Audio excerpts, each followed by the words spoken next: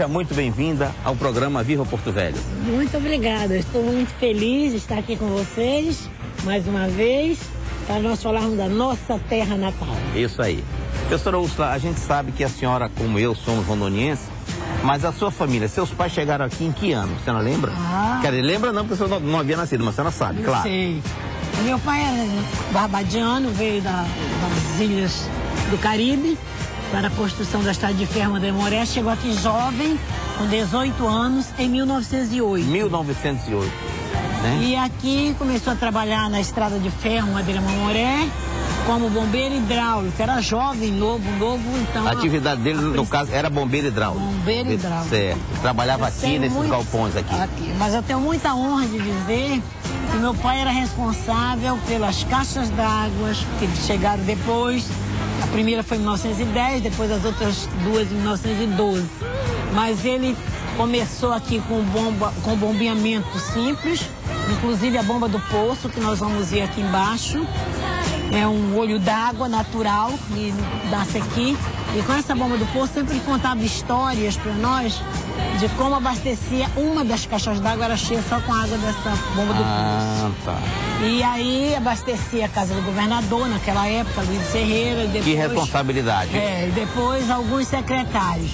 E as outras caixas d'água já vinham bombeamento, a água de outros bombeamentos. Tinha um bombeamento do Triângulo, que transferia água para as casas dos ferroviários lá embaixo, no Triângulo. Então era uma história muito bonita que ele contava. Eu não dava muita confiança porque era criança, né? E a senhora lembra da sua infância? Onde foi que bairro a senhora nasceu? A senhora lembra? Ah, lembro. Eu nasci no Alto do Bode. Que não existe mais, olha, Alto do Bode. Né? Foi derrubado pelo Quinto Beck a partir de 1966. 66, quando foram abrir a antiga Norte-Sul, que hoje é Rogério Velho. Isso. Então derrubou o morro do Alto do Bode, que era aqui agora onde é essa Vila Miséria que chama, realmente uma Vila Miséria. E depois meu pai casou com uma brasileira de Mato Grosso, bem do centro do Brasil.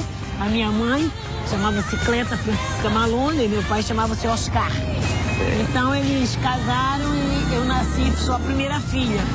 Então, antes de mudar do Alto do Bode para a área dos ferroviários, que era o Triângulo, nós íamos morar aqui na Vila Herce. Então a casa número 1 era nossa, onde está hoje o Ivan Marrocos, bem na esquina. É importante dizer que a Vila Herce era uma vila que tinha o nome do engenheiro Francisco Herce, que era avô do Chiquilito, né? Exatamente. Pai do seu Osterlício, né? Exatamente. Então essa vila tinha 10 casas, né? A da esquina, onde está bem aberta a entrada do Ivan Marrocos, era a nossa casa. Aqui morou o pessoal do Manelito depois? Era a sua primeira? A primeira, número 1. Isso, eu sei qual é. Isso, eu lembro. Então eu lembro bem na esquina, né? E depois as outras na vila. Eu lembro porque nessa época eu era menino, eu estudava bem em frente, onde tinha um jardim central. O jardim de infância era bem em frente ali, que a tia Odaléia, que era diretora. Diretora, exatamente. Isso, né? Mas eu queria que a senhora mostrasse pra gente, né? Daqui a pouco a gente vai ver aqui, onde é que ficava a Casa 6, o Paraíso, onde é que a senhora viveu grande parte da sua vida, tá bom? Exato. Então depois que nós saímos daqui, da Vila Herce, chamava também Vila Operária naquela época, né? Minha proposta, essas casas aqui, foram feitas para residir o pessoal que estava na Vila Herce quando ela foi derrubada, né? Então, nós fomos morar no Triângulo. Morar lá no Triângulo, que muitos ferroviários moravam para lá, né? E como a estrada de ferro prosseguia para lá, papai viajava muito, vendo todo o bombeamento de água daqui até Guajará-Mirim, porque o trem era a vapor, então abastecia de água naturalmente em todos os distritos ou acampamentos que paravam o trem, né? Então é muito importante isso. Então, depois disso, o papai ficou mais velho, ficou trabalhando mais na bomba do Triângulo mesmo e abastecia por aqui já com de outras fontes. Mas a água em Porto Velho era límpida, não precisava de cloro, não precisava ser tratada, água de poço, muito boa mesmo, né? Doutora Úrsula, agora eu queria que a senhora contasse pra gente, quando a senhora veio morar aqui próximo, onde hoje é Embratel aqui, com o seu Militão. Queria que a senhora falasse pra gente onde era a Casa 6, onde era o Paraíso. Nós vamos lá que ela vai mostrar onde era. Doutora Úrsula, agora nós estamos aqui na Avenida Farquhar, exatamente em frente ao prédio da Embratel.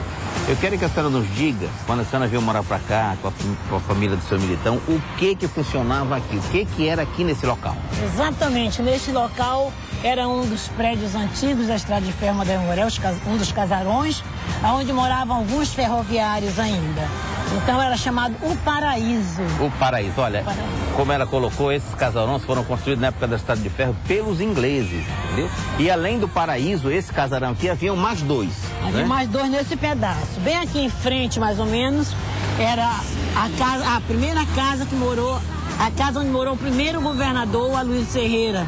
Também era um casarão de madeira, que no final, quando nós morávamos aqui, era o Clube Ipiranga. Olha aí, pouca gente sabe disso. Onde era o Clube Ipiranga de madeira, morou aqui o governador Aloysio Ferreira. É importante dizer para você, lembrar para você, Anizinha, que eu ria muito porque a cadeia era embaixo dessa casa. O governador morava em cima e a cadeia era embaixo. Mas poucas pessoas eram presas. Poucas pessoas eram presas.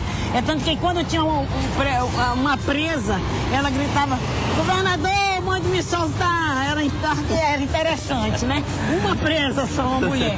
Às vezes um preso, porque estava bêbado na rua, alguma coisa. E depois, descendo do Ipiranga, a gente chegava aqui no Paraíso e entrava nas casas do Caiari, onde moravam os ferroviários, né? É importante também ainda lembrar, Nizinho, que essa área aqui era uma área assim muito privilegiada, porque o mercado central ali embaixo, os ferroviários que moravam aqui estavam todos perto do seu serviço na Estrada de Ferro Madeira Mourão. E as pessoas se conheciam, e eram a senhora amigas. Morava aqui nessa esquina? Na outra esquina ali subindo. Nós vamos lá, já vou te mostrar onde era a nossa casa. Tá. Nossa casa fechava uma rua, era interessante. Certo. Mas era um casarão também. E um casarão assim, Anísio, que eu admirava a obra. As telhas eram de vários países.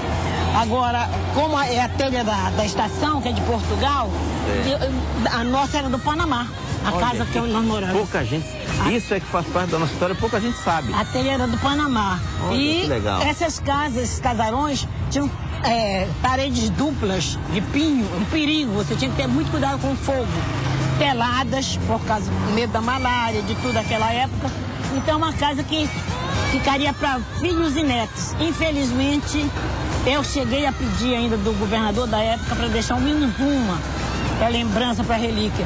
Mas ele já não tinha mais vez nem voz, porque a ordem já veio para acabar com a Estrada de Ferro, então eles tiveram que derrubar os casarões. A professora Úrsula tem muita história para contar. A professora Úrsula lecionou aqui, esteve ligada à educação, trabalhou na educação durante 46 anos.